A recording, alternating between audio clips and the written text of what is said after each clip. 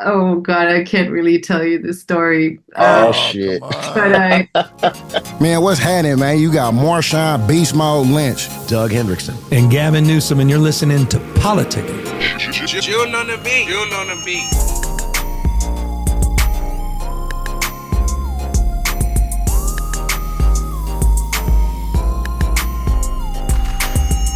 We got Connie Nielsen coming up, who's Marshawn. She's been in all kinds of stuff, from The Devil's Advocate to movies with Robin Williams. But of course, she was in Gladiator 24 years ago and is in Gladiator II. And she's if not the dominant character in Gladiator II, she's one of the dominant characters. And she's a dear friend and remarkable philanthropist, and someone who's been out front on gender equality. And she's got her own nonprofit. She was and she was an actress going back when she was very young in Denmark, and has traveled the world, speaks 6 or 7 damn languages, one of those people. And so we're honored to have Connie Nielsen up next on Politickin.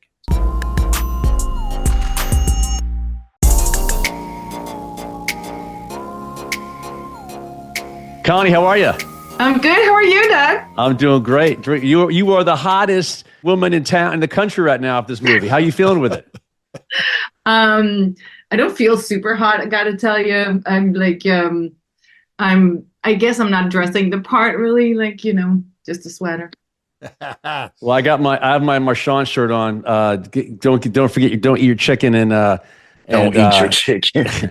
and so we're all dressed down, Connie. But no, thanks for coming on. We really appreciate Except for it. Gav. Gav is, as always, super well dressed. I took my tie off for you. That shows my respect for that's you, nice. Connie. Shows my respect. Shows my respect. Well, it's good. Thank you, by the way, for joining us, because I wasn't joking. I've turned on. I'm like, what the heck? You're in Australia. You're all over, obviously all over the United States, but around the rest of the world, with this sort of next level blockbuster, Gladiator II, and a movie that obviously doesn't need any introduction, a movie that's so indelible in our lives, 24 years ago. And you had a significant role then. But Connie, I was sitting there with your son watching this movie. We just coincidentally went to one of the shows. He was sitting behind me, and literally, I haven't even told you this. I turned around. I'm like, I didn't know you're like one of the main. You're not just in the movie. You're like foundationally Rushing the movie. It was next level part, and you didn't give me any warning about that. But was that? I mean, honestly, did you expect that role to grow in such a prominent and significant way? Did you expect when you got that script that you would be such a significant player in the remake or the second iteration? It's so funny because, my memory of the first one is, of course, that I'm super central to. I know, but not as seem extra central. And it's like the Rosencrantz and Guildenstern thing, which is where, this incredible play where, these two side characters in Hamlet, think of themselves as the main characters in their own play. And so I'm one of those actors. I always think I'm the main character.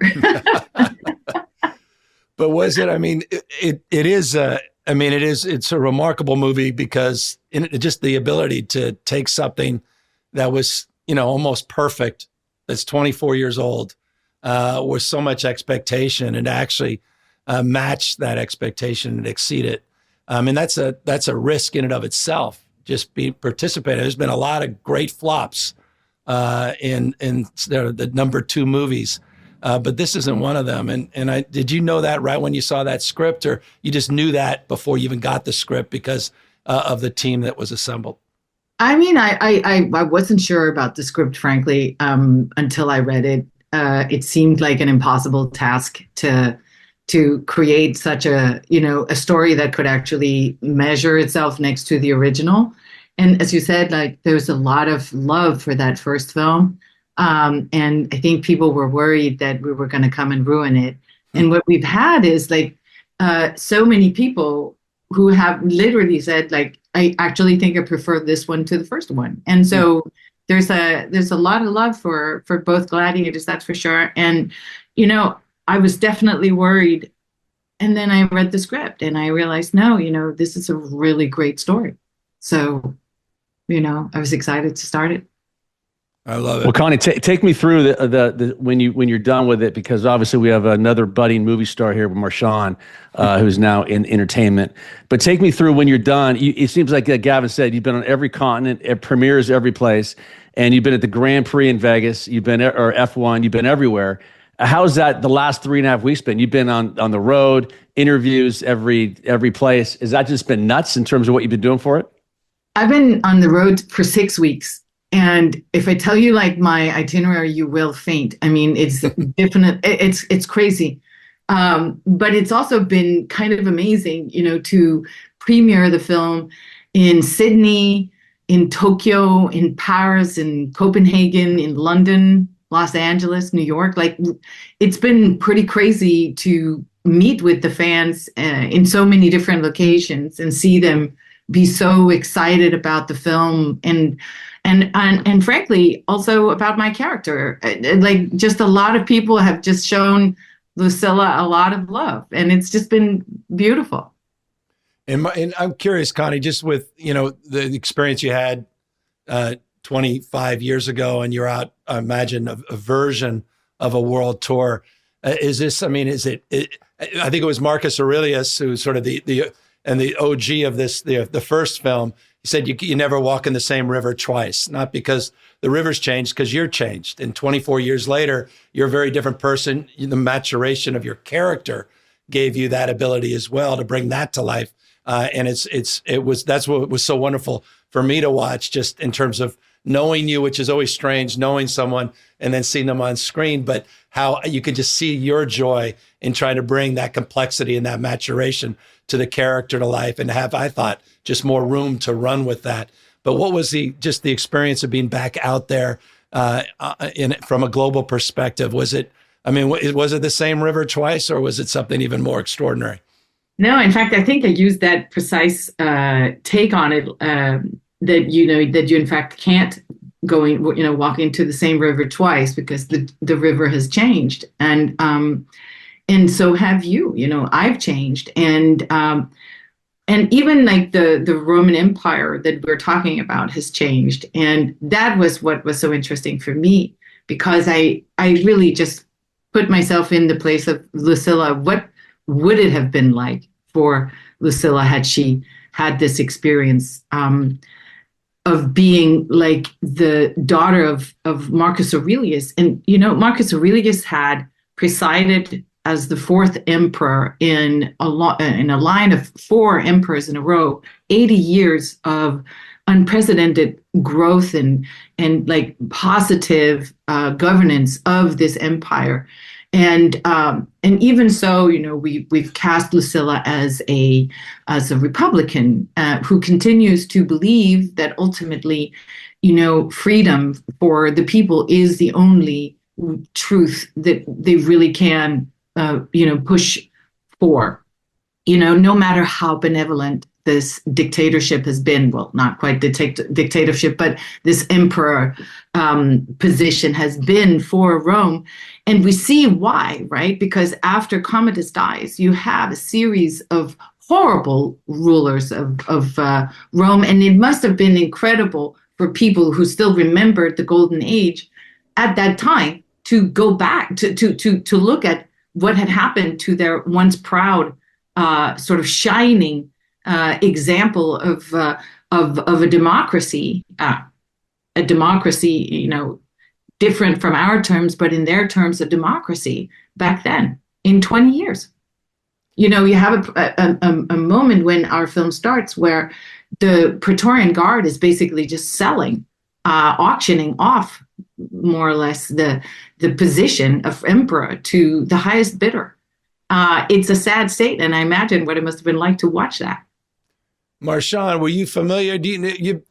It's interesting. Everybody's now looking up Stoicism, and everybody's learning about Marcus Aurelius, learning about one of the most significant works of literature, just deep human understanding, Meditations. And people that have read it maybe are rereading it today and picking up more contemporary cues. But I'm curious, Marshawn, you ever heard of Marcus Aurelius, the most powerful man in the world, emperor of Rome? Nuh-uh. I haven't. But you saw Gladiator, right? You saw the first one, right? Yeah, I seen it I seen it a while ago. So I mean, and I haven't seen part 2 yet, and only because I haven't been able to sit down. Like I want to go and watch part 1 before I go and get into to 2, just so I can make sure. I mean, there's nothing that I missed. So, I mean, when I get the time to sit down, I'm going to check that out. I do want to say, Marshawn, you don't have to watch number 1 because the number 2 actually just stands alone on its own. Yeah. It does. And you kind of, even if you haven't seen number 1, you can go in and kind of understand from the beginning what has happened as a preamble to number 2. So just want to say, if you want to catch it while it's still up on the big screen, I would definitely go do that, just because seeing that film on the biggest screen possible is really worth it. Okay. Well, I'm one of them dudes that if I'm gonna watch something, I like to binge watch. So, you know what I mean? Being able to go and, you know what I mean, check one out, then go sit down and watch 2, I think that'll be, we should make like a double screening somewhere, right? Yeah. Would be a good idea. Real. Yeah. You can make that happen? I'm going to make a call. Denzel seems like the coolest dude on the planet. Like, I've never met him. But he seems like the coolest dude that anybody would want to meet anywhere. Is he that good of a guy, that cool of a guy? I mean, it was so sweet because when we were doing the press tour for our film, he was also doing a press tour for a film that he's done with his kids that's called The Piano Lesson. And it's gotten great reviews. And you've just never seen a prouder dad. Like, literally so excited to tell us about this new film. And he was so proud of having, done this film, not just with his 2 sons, but also with his daughters in this film. And so it's an exciting thing for him. It's an exciting moment for him. I think he's kind of thinking of winding down his career little by little. And I think having had this moment of shooting with his family made him just especially proud. Mm.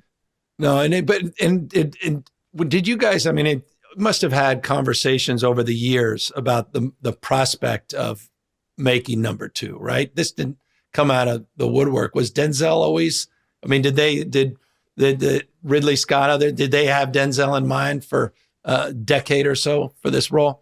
I mean, Ridley had already done one movie, American Gangster, with Denzel, and so I think when he wrote the character of Macronus, who also was historically, he's also part of the history books. Then I think he automatically had Denzel in his mind.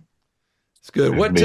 And I mean, obviously, look, I mean, the epic nature of everything Ridley Scott's ever done. But you've talked a lot about, as you've been on the road, watched a few of your interviews, the nature of technology now and what he's able to bring to life with his quality of imagination, because the technology allows him to scale that and generate in real time the ability to make magic. I mean, I imagine a lot of that you anticipated, you may have seen or read in the script itself or felt. But when you saw it up there on screen, when everything came together, what was that like for you? I mean, he does use technology a lot, but everything that you need to see, he actually builds in real life. So, he had created an animatronic rhinoceros for the big rhinoceros fight scene. There were real boats for the boats scene, though not real water. So it's just like what the technology allows him to do is to just reach a whole new level of effects that I don't think anyone has put on the screen yet. Not to this level. And it's just, he just loves technology, especially because it just allows him to, whatever comes into his mind as a vision, he can make it appear. It's incredible. Marshawn, you got to go see it tonight. It is absolutely amazing. And again, Connie, I was with Gavin when your son was there watching as well too, and I was mind blown. It was just unbelievable. But let me ask you a question. I've always been admired you as a person and everything you've done as far as the philanthropy work, working in movies and whatnot. How have you been so grounded? I mean, you're a great mother. You've been phenomenal at everything you do, and you've lived away from kind of LA, and you've done it kind of on your own terms. And I've really admired how you've done it, because you've taken the roles you want to take. You work when you want to work. Everything you've done is hit and been like blockbuster stuff, which has been great. And you've done it in a very cool way in your own terms. And I really appreciate that. So that's not normal in Hollywood, and you've been doing this for a long, long time. It is kind of funny when I'm home in Denmark. People call me like a Hollywood star. I go like I would get lost if you put me in the middle of Hollywood and asked me to go somewhere without my phone, because I have no idea. I don't know the place like whatsoever.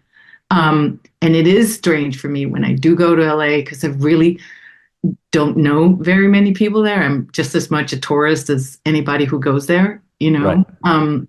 But I have lived the kind of life that I prefer.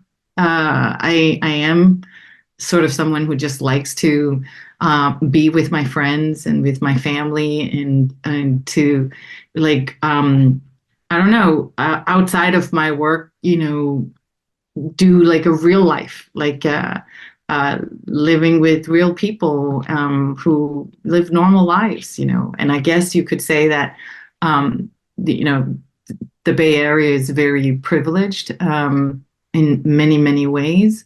And there are all kinds of people here. And I know we have our own set of problems in terms of like the high living costs that's forcing a lot of those normal people out of the Bay Area. But that notwithstanding, I have loved living here and building a life here for my kids, for sure. But Connie, when did you come out to California? I mean, when did you leave Denmark? And then at what age did you end up out here in California? So I've lived a lot of sort of weird chapters on the way here. I lived in Paris from 18 to 21, and did my first movie as soon as I arrived in Paris, where I was staying with my uncle. And I literally did my first movie at 18 there with Jerry Lewis as my co-star. I was 18, he was 58, I think, and had just had open heart surgery, and showed me, I remember the scar that went from here down to here. And it was just before having my first film kiss at 18 with a much older man. Wow. That's a whole nother podcast right there. Right. And then I went to Italy, where I went to, I did a acting school in Rome, and I had my first kid there, lived in Italy for 10 years, loved living in Italy. And then I moved to New York in 96, did my first movie in America there literally 2 months after moving to New York, which was The Devil's Advocate. And it was quite a thing for me to land in New York, put my kid into the Italian school, and then go to work, you know, on a rooftop above Central Park with Al Pacino and Keanu Reeves in my first scene. Mm. That was the first scene. Well, Connie, before you got to 18, so in 13, 14, 15, you were doing acting, and you told your parents to listen, I want to go do this. And then did you find an agent then in Denmark, and then they found this role for you in Paris, or how did you get there to begin? No, it was like, I was living in this tiny village, actually, outside of a city, a small city, in the very top northern Denmark. And I told my mom, like, I'd started doing acting next to her. She had a review and variety show in the summer that did political comedy sketches.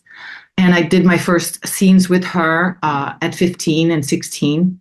And then I told her that was what I wanted. And my grandmother had a cousin living in Paris, but we had no one living in Copenhagen. And so it just was easier for me to go to Paris than it was to go to Copenhagen. And when I got to Paris, I met a girl in the subway who was American. She asked me to dinner. I came to dinner. Next to me was sitting a producer. The producer asked me asked me what I was doing in Paris. And I said, I'm an actress. and then he asked me, what is your background? I told him, well, I've been doing these political review shows with my mom for the past 3 years. And he was like, well, would you like to audition for this role? Young girl in a comedy. And I was like, sure. And literally 3 days later, I went to the studio at the audition for the role, got the role. And it's there where I just want to say I could speak French because I had done 7 grades of French in high school because our teacher had this small group of girls, like 7 girls to teach French to, and was obsessed with it. And so he taught us how to read and write fluently in French. So I spoke fluent French when I got there. Wow. And so I realize as I'm telling my story that I've had sort of like a Forrest Gump like kind of life where I've just happened to, but I don't know, like sort of back my way into something rather than sort of forging ahead of it. Does that make sense? 100%. Take me through the guys in Gladiator. I mean, who was the toughest gladiator out of those 2 guys? I can't really say because that would give it away. We don't want Marshawn to know what happens. Do you know what I'm saying? Right. But I can reveal that one of them is my son and the other one is my husband. And so you're putting a woman in a hard place. Who's she going to choose, her husband or her son? Like, there you go. There you go. I think 9 out of 10 times it's the son, but that's just, that's and my you're instinct. not wrong. No, it is Pedro Pascal. So it is a hard choice, gotta say.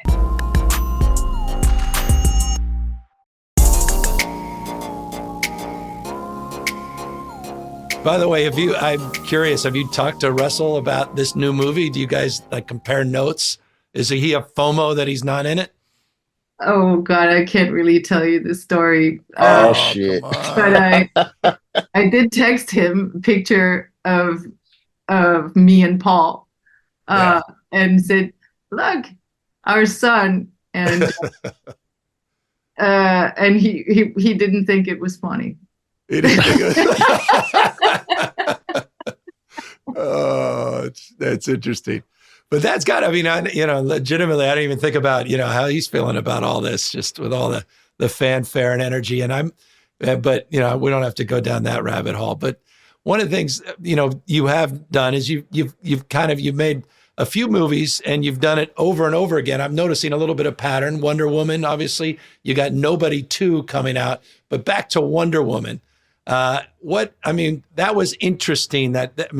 I know, and we can get into a little bit of also your passion. You talk about things outside of Hollywood and the work you've done as it relates to gender equality, and talk about your nonprofit in a moment. But Wonder Woman must have been intentional for you in terms of also expressing not only your acting chops, but also expressing a point of view and participating in what became also just an indelible and iconic breakthrough movie.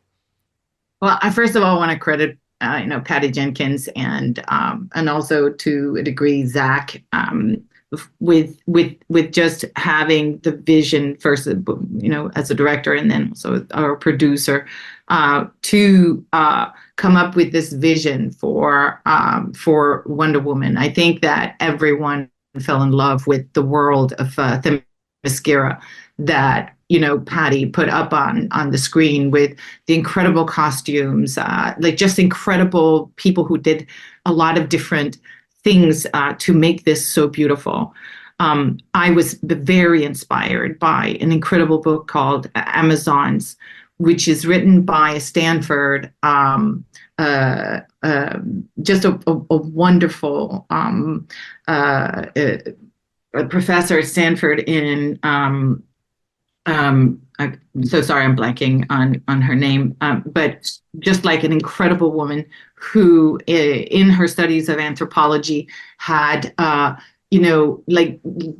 revealed what no one seemed to really talk about, which is the extraordinary thing that, all of those ideas we have about what is male and what is female and what did women do in history and what did men do in history.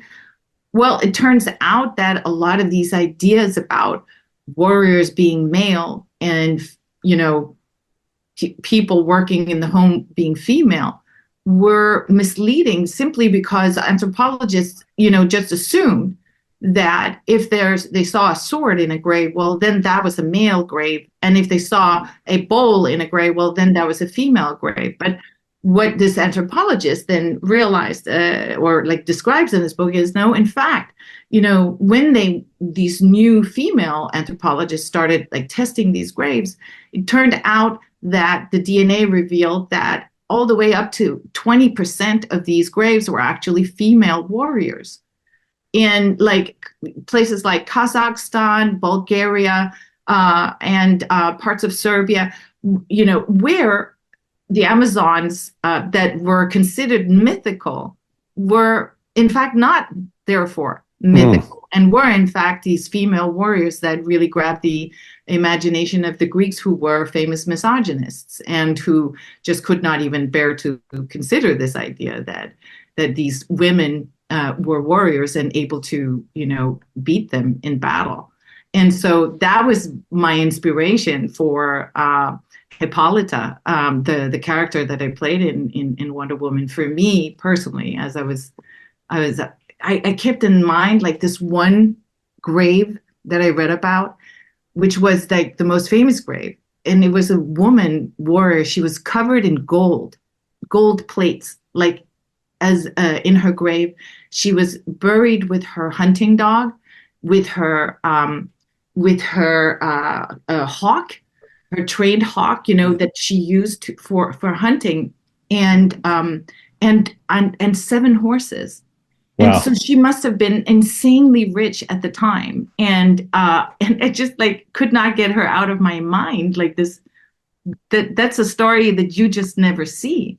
And that's who you embodied for that role? Well, that's who I sort of had in my mind. Yeah, when I did that role. Yeah, you're right. Yeah, that's dope as fuck. Marshawn, what's interesting, and Connie, I appreciate you because all that research you do for these parts, et cetera. And I think that was something that really struck me as it relates to the interviews you've been doing on the Gladiator II tour, is your ability to iterate and engage, particularly with a director like Ridley Scott, who wants that and chooses individuals, actors like yourself, that are willing to express themselves and are willing to sort of challenge some of those norms. And I think for Marshawn, it's interesting, just as you start your acting career as well, what's that? I'm curious, and this is a question for you, Connie, but it's a consideration for you as well, Marshawn. At what point do you have that confidence that you can move from the script and this job to more of an expression and take that risk that you may get pushed back, that we hired you to do this role, read your script, shut up, versus, hey, I'm a human being. I thought you hired me because you wanted more than was just the written word. You wanted me to bring something extra to this role. I mean, was there a moment, Connie, where you were like, I'm going to move out of my shell after the third film or so? Or were you that way with Pacino and you said, hey, Al, here's the way this character is going to work for me? My dad was a real tough cookie. And so I learned to negotiate with tough guys since I was a baby. Okay. I learned that a no does not mean a no. It just means maybe. Connie does not play Marshawn. She's a tough cookie, man. I love that. Doug's basically vouching for that. I just really believe that you can negotiate anything. And especially if you're coming from a place that is not of ego, but you're coming from a place of passion and joy. You're coming from a place of wanting to share all of the discovery that you've made in creating this character. And if you're not just there because you're this narcissistic person who is like, oh, it's my way or the highway, but if you're there because you want to share ideas and ways to make your character richer, that will benefit the film, as long as you're also listening for what is the other person really trying to do. And I think that's where working with someone like with big and amazing directors like, Ridley, like Patty, like Zach, like you just like with Zach, I can, for example, say on Justice League, there were ideas where in the script, I escaped this this collapsing this collapsing place where it buries a lot of my Amazons inside, and then off we are to the races, to get the mother box out of there. And I said, Zach, I really feel like it's sad that she doesn't take a moment to consider the lives that these Amazons have sacrificed. And so he set up this whole scene where I honor that sacrifice, that loss for a moment. And it gave a dimension to the film and to the character, because just a little thing, like 2 seconds where you take a moment to honor these fallen warriors, that said a lot about the character and a lot about the film. I love it. Marshawn, you're a little bit of, you, and I know we've talked a little bit about this, but your Marshawn's first big movie, Connie, was Bottoms, and 99%, I'm making this up, but Marshawn, maybe you can share. Most of your lines are just stuff you said, hey, this is what I think needs to be said, not necessarily what they told me that I should say. Am I overstating that? Sort of a similar experience a little bit with Connie. And by the way, can I just say, I love that film so much, and you're awesome in it. Thank you. I appreciate it. No, it was just, for me, it's because I'm so green in the space. It's kind of more so like I'm to the point where it's like, all right, tell me what it is that you're looking for, and then if you give me an opportunity to, do me. I just been blessed to where they actually like, when I do me. And then if we can find a happy medium to where I can give them, the few things that they need, to drive the film with the story and the concept of everything. And I'm able to, give them that and some of me and a good mixture of it. So, that's kind of, my thought process, because the thing is, I never want to go into no position where I'm stepping on nobody's toes. So when they do give me the actual opportunity to do me, I make sure I do all of me. And it's been working out, pretty well for me. Well, the cool thing is, Gavin, Connie and Marshawn are very similar. They've both done it their way. They're authentic.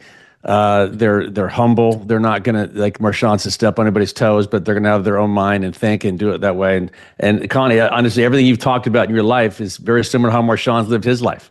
No one's ever kind of told him, hey, this is your box, stay in it. He's done his own thing. And he's, whenever I had to do a contract for him, he said, well, why is this the contract? Why can't we get more? What about this? He's always pushed to the higher limits, which is cool. You guys are very similar that way. But Connie, I did have a question. So if Marshawn did have a great year in the NFL and, he was a free agent, all these teams would come calling, offering new stuff. Off of this movie now, is the phone ringing like crazy? Are people calling and seeing what you did? Because again, the movie was absolutely phenomenal. Or is it now you're looking at 10, 20 different scripts of what you want to do? How does it work in Hollywood? Is that kind of on the heels of a movie like this? So I am like, apparently I literally got a text from my agent like an hour ago saying, you're number 3 on IMDb, which is like apparently, determined by how many searches for your name. Nice. And so, yes, I am reading scripts still. And I'm working a lot also on my own writing as well. I started producing and writing, and I got my first sort of own project done 2 years ago, where I described how Karen Blixen, who wrote Out of Africa, how she became a writer. And I just was like so excited, and was really truly exciting to do my own stuff, like things that I had come up with the concept for and really wanted to talk about. And that kind of stuff is what I'm really hoping to do more of now as well. And no directing, Connie? Has you ever had the directing bug? That my producer in Denmark would like me to direct my next project, yes, but we'll see.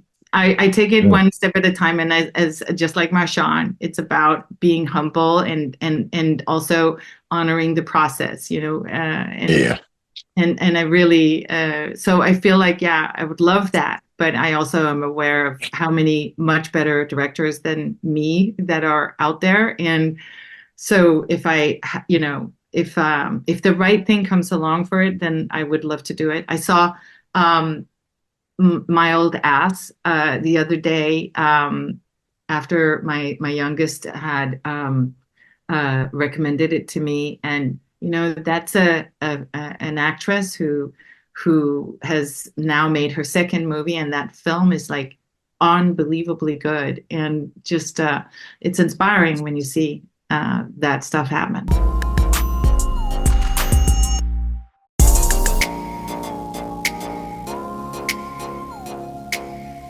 By the way, just in terms of your own, the sort of expansive career that you've had, are there, you feeling more optimistic? I mean, it's interesting the last 2 years, sort of backing up, you've had these sort of twin movies that have sort of broken through and given, given new life to quote unquote Hollywood. Obviously with Barbie last year and now you and Wicked this year. But what are you optimistic about your industry? Are you concerned about some of the trend lines in the industry, the streaming side of things versus the blockbuster, over-reliance on already well-conceived or well-received movies and becoming derivative of those movies, or lack of originality? I mean, what's your over-under in terms of your own, own perspective and your own experience?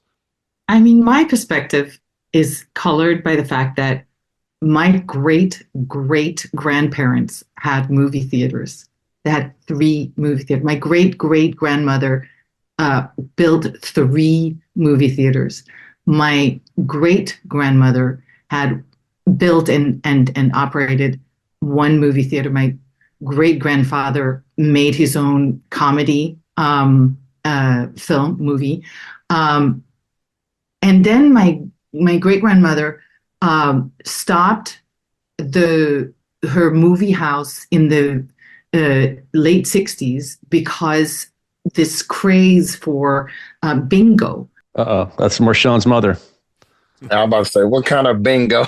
Like bingo, like ravaged the movie theaters in the provinces of Denmark. And so all of a sudden people weren't going to the movie theater. They were going to bingo because they could win a goose or something like that, if they won at bingo.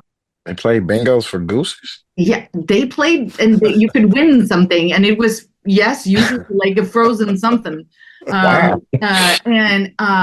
And so, but then movie theaters just innovated. They made, they went from being palaces at the time of my great grandparents, and then they became smaller, and they could put more movies in the movie theaters, and then they also became bigger and better sound. And now here in the Bay Area, there are plenty of them where you can have dinner at the same time, So I think through innovation, people will always figure out a way to go to the movies, because I think it has so much in common with sports.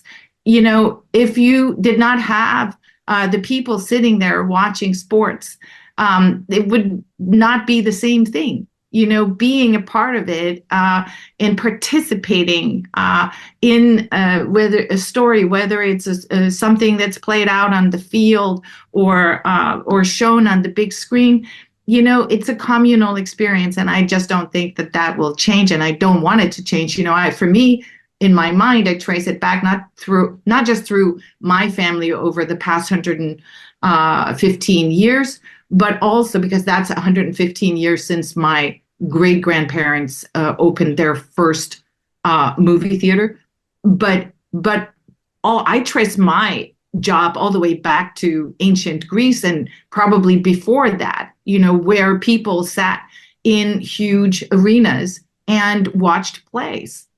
That's how I see it. I think, and before that even, we had itinerant storytellers who would go from village to village, and they would sit around the fire with the village and the elders and the children, and everybody would listen to the story. This is before reading. This storytelling goes back to the cradle of humankind, and it is what tells us about who we are and how to live. And what's funny about all of that too. Hey, Connie, let me ask you a question. You literally have, I'm not sure if it's one or two sons, but a famous, obviously, rock star father and a rock star actress mother. Are they following any lead in the music path or the entertainment path, or both, or neither? So my oldest son, Sebastian, was a hip hop producer for more than 15, 16 years. And the music industry during that time just changed so much. And I do want to say this publicly.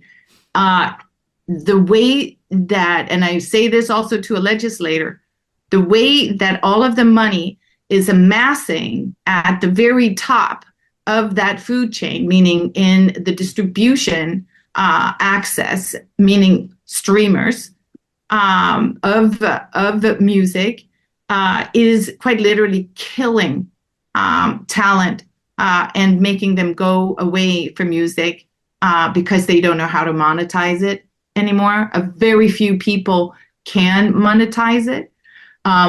Right now, my two middle sons, Miles and Lane, have an incredible band, Taipei Houston. They're touring. They are unbelievably talented and driven, and they make incredible music. And, we'll see if they can figure out how to monetize this thing. If not, they too are going to. Gavin, we know somebody. Can you fix it, Gavin? This is part of the show. I'm just saying, Gavin. We get on the governor. There's something's got to give. That's for sure. You can't have to have 100,000 streams before you can afford to buy a coffee. I mean, and I think it's even worse, actually. No, but Gavin, that's true. I mean, Snoop talked about that before with us. How do we fix that, Gavin? Honestly, let's get to business. Well, I mean, come on, Connie, you're adjacent to the answer, which is Lars was out front on this decades ago. He was. Yeah. It was like, and do you know how much shit he took for that? Like, people sent him death threats for telling the truth. No, I mean, he was literally on the forefront, right on the edge. Sean Parker, Napster. I mean, that was absolutely that was just like game-changing stuff. Yeah, no, and so that's I'm the last guy. The answer to that question, I just call Lars and get the answer, and then just so. Now, I think that the answer is that we have to go back to making sure that payola is not repeating itself. That's what I think. So there's a lot of that. You're just calling that straight out. I like it. Yeah. Wow. Absolutely. I'm not in the music business, so I really don't care. but it goes to Doug's question, though. I mean, I love that because a lot of parents don't want necessarily the experiences, the negative side of fame and the experience of celebrity and the trials and errors. I mean, it's a tough business in terms of ego. You're up, you're down, et cetera. But you embrace. You want them to follow their passion, your kids, and you're not trying to say don't go into acting, don't become musicians. I mean, you're not in that space. Absolutely not. I really believe that the passion that each one of us has is so important. Whether it's for sports or music or whatever it is. For me, if they were interested in math or science, I would be just as happy. But ultimately, my job is to just tell them, go with your heart. Just go with your heart, because I believe in that so much. I love it. But don't go to Hollywood necessarily. They can go to Hollywood. 3 of them lived in LA. So when, yeah, so they went there. So what can I say? But Connie, I mean, you seem very happy in a great spot, and I've known you a while, but you just seem very happy, and you should be. Obviously, your life's phenomenal. But you see, and what do you do outside of this business? I mean, you do a lot of, yoga, meditation. Talk about 10th anniversary, your nonprofit as well, and also finding that passion and purpose. So we just celebrated the 10th anniversary of the opening of a community/municipal services center that we created in the slum of Kibera, which is the biggest slum in East Africa. And, we started the project back in 2010, and to watch over, the progress that this passion project has taken over these past 14 years and 10 years of the center, it's remarkable. You know, we collected 30 people, young people from all of these differing tribes living in this slum, who 2 years prior had been trying to kill each other over electoral issues in Kenya, and told them, you know, everyone here is equal, just as many men as women. Always make sure you have one from each team, one from each gender, and so on your teams. Talk about DEI. We were doing DEI 14 years ago, and it worked.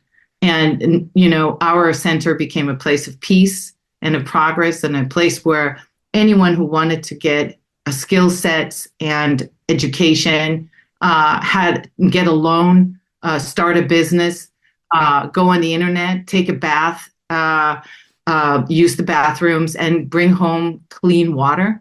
All of that is available to you. And, you know, if you're living in a place where you don't have running water or access to electricity, all of a sudden, you know, finding a job becomes extremely difficult, because how are people going to get in contact with you? How are you even going to propose yourself to a job if you haven't had a shower, or if you don't know how to write an application, a job application, and if you don't have skills for any job? And so we built those, and we can now look back and say, you know, tens of thousands of people have benefited from clean water, and thousands of people have built businesses and lives and income, livable income through these services. And for that, I feel like this enormous gratitude. It's just, for me, that we've been able to just come up with a simple thing, which is make these services available for people in one spot, where they will not waste any time or have any difficulty finding all of these services under one roof. That is awesome. And people will do the rest. People will do the rest, you know. And I think we should take this concept and make it available everywhere in the United States as well. Well, it's funny, Connie, you know, Marshawn, when he graduated from Cal, when he was in the NFL, he started a Fan First Foundation in Oakland. And they have a youth center in Oakland, and they do similar stuff where they have a kind of a one-stop shop where kids can get off the streets and you know, job training, and just, you know, if they need to get away from and get counseling or whatever it may be. But Marshawn can touch more on it. But it's been an incredible foundation they've done for the last 19, 20 years. You said where over in Africa is your? It's in Nairobi, but you're so right, Marshawn. Nairobi, where? In the center of Nairobi. It's like a slum there called Kibera. And like hundreds of thousands of people living there. And honestly, there are so many unincorporated, you know, communities, just I think in the United States, that could benefit from a sort of like micro, you know, municipal center that provides, you know, all of these services, because these are just services. It's not, you know, I know that in America, a lot of times, you know, anything that is services based is seen almost as if it were socialism. But these services help change people's lives and make and empowers them for change. Wouldn't you agree, Marshawn? Yeah, that's interesting, because maybe 10 years ago in Nairobi as well, but we went and put a fresh water system out there. That was one of my first international projects that we did on behalf of our foundation. But as you was talking about it, I just looked up on my phone the pictures and everything, and we went out there and to a village that they took me on this mother walk.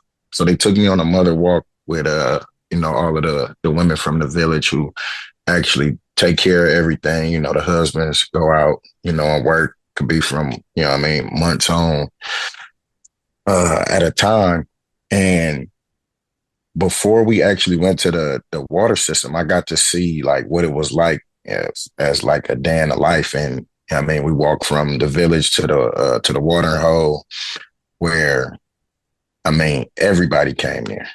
And when I say everybody, I mean the animals, the people from the village, like, and it was almost like a neutral spot where everybody called a truce. Like, I mean, the animals come in, they get their water.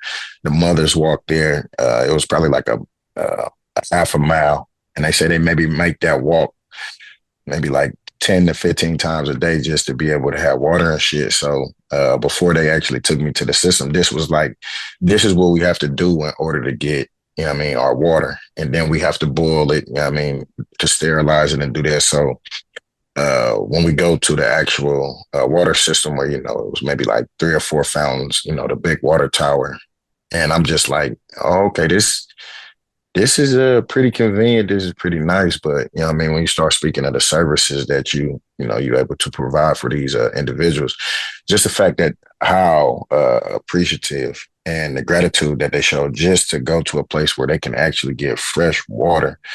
And, you know, they talk about, you know what I mean, like how much time it cuts out, you know what I mean, by just having it, I mean, accessible like this, and what that meant for the community out there. That was huge. I'm not sure, you know what I mean, how much work you still do over there, but that's something that, you know what I mean, I would like to look into, and, you know what I mean, if there's opportunity, you know what I mean, to go over and see, you know, what you got going on. You're welcome to come with me in January. We're going to the center in January, and we're going to go with other people as well.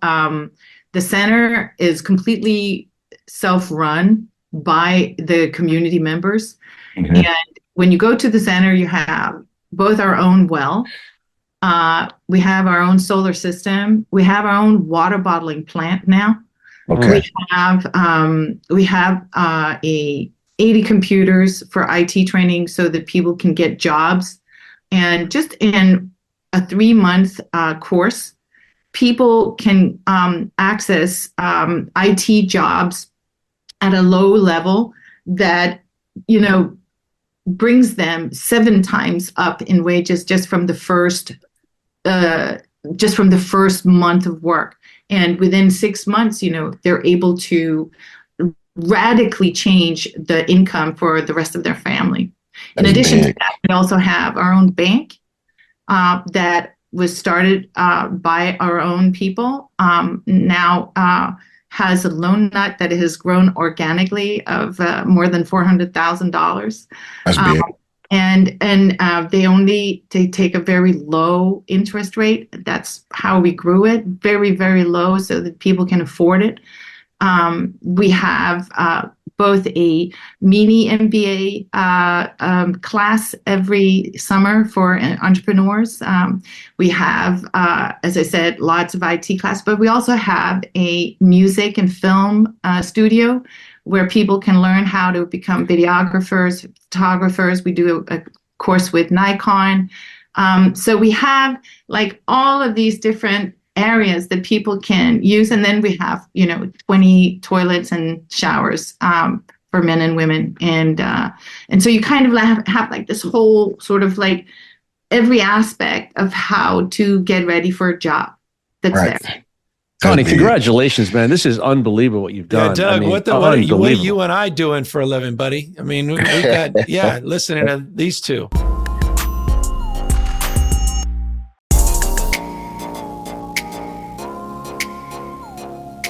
I had a lot of time to, I was over there for like 2 or 3 weeks, and I got to, like I said, I did the mother walks, and then, from the other side of that, I was with a group, Maasai warriors, and they were, kind of telling us like, oh yeah, this is how, you do your crossover and you become a man. Like you gotta go out. And I actually got some of the tools. We ain't gonna call them weapons. We're gonna call them tools that they equip the youth with to go out. Like, did you get the lion killer? Get the lion. Oh, that. With that club, lion killer with that is crazy. Little, I got that motherfucker sitting right next to my bed at the house. It's incredible. I have one too. It's but they, they took me through the whole process. Like, got me suited up. How you kneel and wait for the lion to jump over you and then stop. Yeah, the whole little process. I may need this politically. Well, like by the this. way, this might be Gladiator 3. Marshawn might be in Nah, Gladiator hell 3. no, man, because you say a lion like while we speaking right now, but then when you see one actually in the wild, like, Yeah. yeah, I mean, that motherfucker a little bit different than the lions that you see at the zoo, and I mean, this is a little different process, but the time that I was out there, I mean, I really got to learn a lot. With the village that I was in, but during the Maasai Warrior, like they took us on a trail, I mean, and showed us like, oh, okay, this is where the lions at. Don't walk that way. You get too close to their cubs. The whole process. You know about the conservancy thing that they're doing. They're no longer killing the lions, right? Right. But the thing is, they put me through this course and then they give me these tools and they like, come on, let's go on a walk. And then at this time, it's like, all right, well, we showed you what to do if anything is to happen. All right, nah, you know what? Take me back to the village where, you got real Maasai warriors who really know how to handle this shit. And then just take pictures and then show me.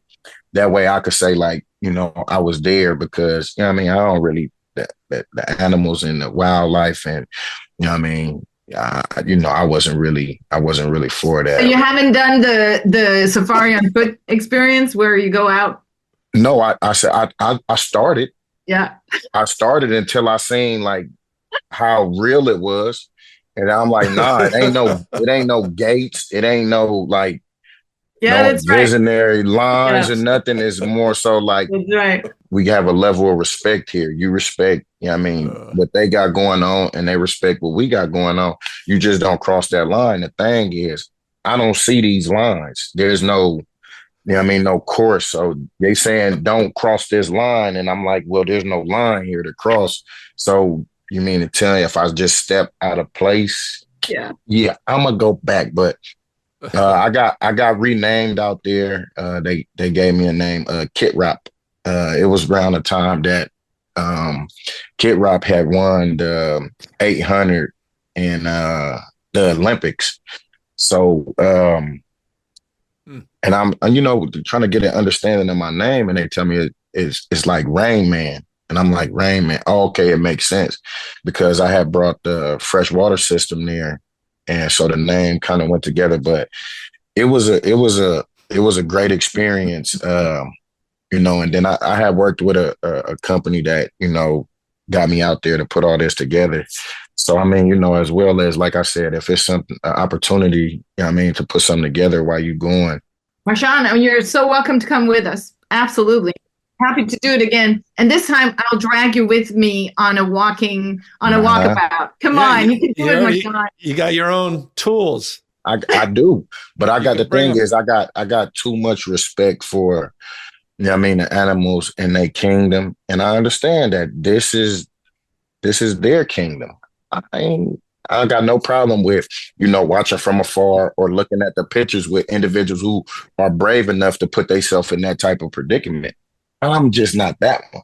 So, Gavin, here's the deal, Gavin. You got a couple things in your agenda, a few more things, Gavin, but you got to fix the music business for Connie's sons. I got it. And then we have to implement. I think we're going to form a committee today of Connie and Marshawn to implement another center or East centers African here agenda. in the U.S. Right, Connie? Can we take that model and expound upon Oakland? Make services available to everybody. Connie, he'll be there with you. Connie, he'll be there. They got some people that can get some things offline, more so just like dates and everything. Definitely. Let's do it.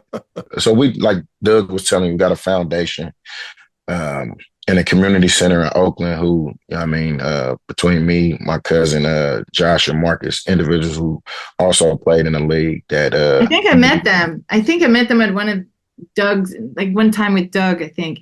Yeah. Probably so. But, I tend to bring them with us when we go to these other countries and do these things. And then, it's just something that, we got into that I really like. And then along with the water system that we did out in Kenya, we did another project. Well, I did another project with a teammate of mine who's from Haiti. And we went and kind of, and his whole situation is more like what you did. where, you know, we built schools, built housing, as well as the freshwater project. So, you know, that was more so like a bigger thing for me. But I mean, we've done these, and, you know, I'm trying to do it, you know, I mean, all around the world, just, I mean, just put what we get and bring those resources to those other places. So, yeah, I'm not sure, you know, how we go about, you know, hooking that up, but that'd be something that a nigga really interested in. Yeah, we'll connect us and we'll set it up. I'm really good at getting that stuff done very quickly. Okay, cool. I love it. We'll do it. So, Connie, is the Gladiator then, is the press circuit kind of done now? Is this kind of the end of it, or is it still going the next few weeks?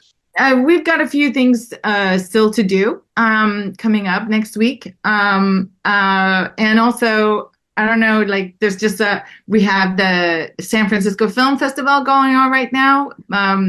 There was a wonderful dinner last night with Steve McQueen, the filmmaker who is in town. Oh, nice. He spoke. That's dope. Just mentioning San Francisco Film Festival so that people can go out and buy tickets and support your local film festival, please. Well done. And Gavin, thank you so much for making these tax rebates for our industry so we can keep this industry and its incredible talent here in California. Especially all of our incredible crew members who otherwise get shortchanged for crew members in other corners of the world simply because of a tax rebate. And that allows crew members to keep their families here in California as well. So I just want to say kudos to you for doing that. That's really, really, really important. But Steve McQueen at dinner last night spoke. I asked him to talk just a little bit about this incredible film that I don't know if you guys saw it. It was one of his first films called Hunger. And it's about the hunger strike of the Irish prisoners in Ireland. And it was just like really amazing, an amazing thing that he spoke about. And I asked him what it was about that film that he wanted to, that had sort of like guided his thinking. And he said, you know, one of the things that people who have no power, even children, can do is to refuse. And I was just like, that was the whole point of his film, like to show the power of refusal, simply refusing. And I just thought that was such a pretty and beautiful image that he brought up when he was, and it was an incredible film as well. So I love it. It reminds me of Havel's piece, "The Power of the Powerless." Yes, and it's sort absolutely. of the same principles, which I love. Absolutely. Well, my Christmas wish, Gavin, is to see a collaboration of Marshawn and Connie on the film at some point coming up in the next few years. And see if he can audition for Gladiator 3. Man. Clearly, you've been pushing him for that. Start working out, Marshawn. You're gonna need to work out. You know, Denzel's he's 70. You know you could be Denzel's son or something in Gladiator 4. I don't know. I don't want to give away the film, I know, but I'm sure you watched it, Governor? Did you watch it? Okay. Yeah, I'm not gonna say anything. I'm not talking about you. I'm not talking about. I'm just speculating. You know.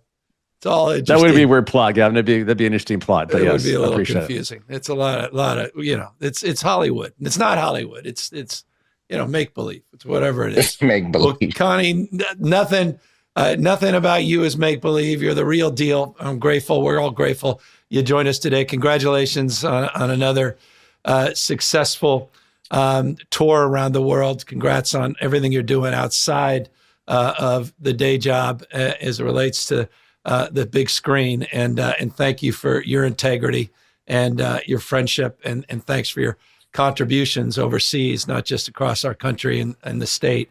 And I'm looking forward to comparing your notes between Marshawn and yourself when you guys finish that walkabout in Nairobi. I'll be sure to let you know. Hell yeah, I appreciate it, young lady. Thank you. Yeah, Connie, thank you so much. You're unbelievable, and I've always admired you and love what you're doing, and you got great things in front of you, so I appreciate it. Have a great holiday season. Thanks so much.